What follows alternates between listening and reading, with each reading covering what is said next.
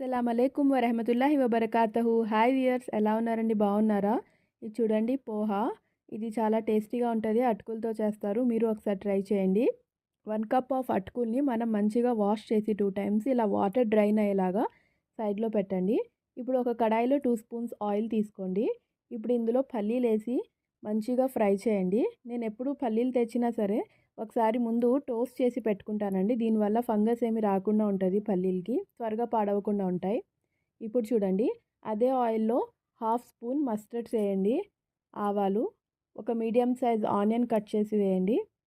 ఇప్పుడు ఇది మంచిగా టోస్ట్ చేయండి, ఫ్రై అవ్వనివ్వండి.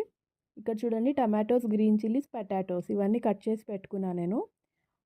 ఈ బంగాళదుంప ఆలు ఏదైతే ఉందో దాన్ని కొంచెం మనం లావుగానే కట్ చేయాలి. ఇలాగా క్యూబ్స్లా కట్ చేసి పెట్టండి.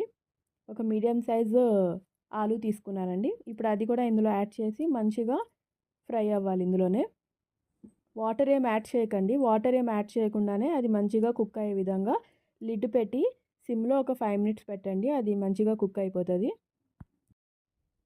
ఇప్పుడు చూడండి, ఇది మంచిగా కుక్ అయింది. ఇలా నొక్కి చూస్తే స్మాష్ అవుతుంది చూడండి స్పూన్తో. ఇప్పుడు ఇందులో మనం tomatoes, green chillies 4 green chillies cut చేసాం కదా, అవి కూడా స్ప్లిట్ చేసి అది కూడా యాడ్ చేయండి.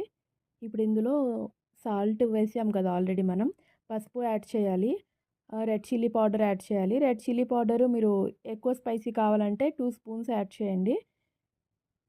ఇప్పుడు మంచిగా చూడండి, ఇది మంచిగా టాస్ అయ్యి మంచిగా ఫ్రై అయిపోయినాయి అన్ని. టమాటోస్ కూడా మంచిగా స్మాష్ అయినాయి ఇందులో.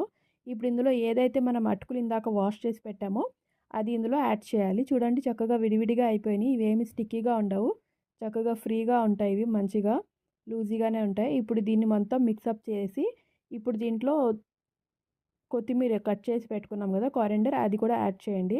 యాడ్ చేసి ఒక లెమన్ స్క్వీజ్ చేసి లెమన్ జ్యూస్ ఒక 2 స్పూన్స్ దాకా యాడ్ చేయండి. దీంతో మంచి ఫ్లేవర్ వస్తుంది.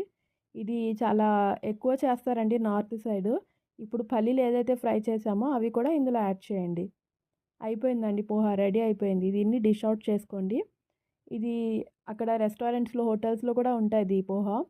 వాళ్ళు ఏం చేస్తారంటే డిష్ అవుట్ చేసినాక మనకి ప్లేటింగ్ చేసి ఇచ్చేటప్పుడు పైన మిక్చర్ కానీ ఆలు భుజియా కానీ వేసి ఇస్తారు. ఇది టోటల్లీ ఆప్షనల్. మీరు కావాలంటే యాడ్ చేసుకోండి. క్రంచీగా మంచిగా ఉంటుంది అంతే. ట్రై చేసి మీరు కూడా చెప్పండి ఎలా ఉంది. అల్లా హాఫీజ్.